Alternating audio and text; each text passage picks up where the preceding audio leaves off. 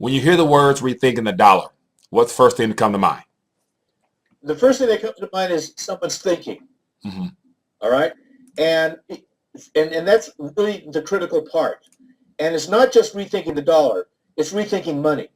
All right, and I thought about your show and the question that you had on rethinking the dollar, Mike.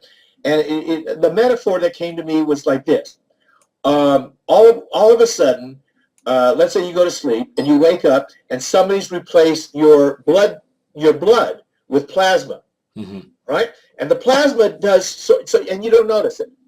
Okay, you don't notice it. I mean, you just go around your life and you do everything the way you had been doing the day before. You don't notice that your bloodstream has been replaced by plasma.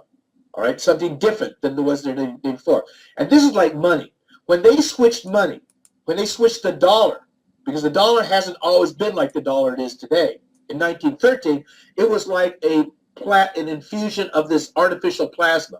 Mm-hmm. All right? Before 1913, before the Federal Reserve started printing the money in the United States, every dollar in the United States was issued by the U.S. Treasury. This was its function. All right? U.S. Treasury, arm of the government, issued currency in the United States.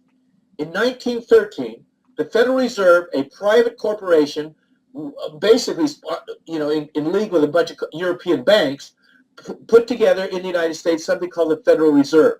All right, the Federal Reserve sounds like a government agency. It isn't, Mm-hmm. but it was given the right by the government to issue dollars. Since 1913, no dollar was issued from the U.S. Treasury until 1963. And let me explain why that happened and what the deal was. Before the Federal Reserve came in, all dollars issued out of the U.S. Treasury were just they were our currency, our common currency. Okay, and that was like your normal bloodstream. All right, and with life it goes up and down. We had recessions, contractions, financial panics and stuff like that. All right. Well, why the Federal Reserve? Why did they come in and put this institution there? Well, the Federal Reserve is an example of what we call a central bank. All right? Now, central banking did not exist before it sort of existed before 1693 in England, but the English really were the first ones to run this game on everybody else. Central banking is substitution of plasma for the regular currency. It's artificial. Right? Now, well, what does artificial money or artificial plasma coming from a central bank, what is it really about? It's the substitution of savings-based money for debt-based money. Right. All right? Right. Before the central banking came in, before the U.S. dollar changed in 1913, all right, money was savings-based. You'd be a fool to go do a job and get an IOU. You come home, you work your butt off, and your wife goes, well, give me the money, I need to go shopping, and you hand her an IOU. And she goes, you were stupider than I even thought you were. You may be cute, but you are dumb as a rock. What is this thing? Right. He said, he's going to give it to me. It's an IOU. She says, this is not money. He says, I can buy things with it. And she hands it back to you. Right. All right? Well, what is it? The Federal Reserve note is now an IOU. It's not even an IOU. They don't even owe us anything. Before, when they issued it, it used to be an IOU.